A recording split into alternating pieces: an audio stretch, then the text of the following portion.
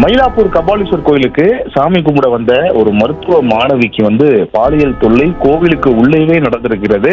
இந்த பாலியல் தொல்லையை கொடுத்தவர் அரசு கார் ஓட்டுநராகவும், அது மட்டும் இல்லாம IAS அதிகாரிக்கு அவர் கார் ஓட்டுநராக பணிபுரிந்தவர் என்பதும் விசாரணையில தெரிய வந்திருக்கிறது.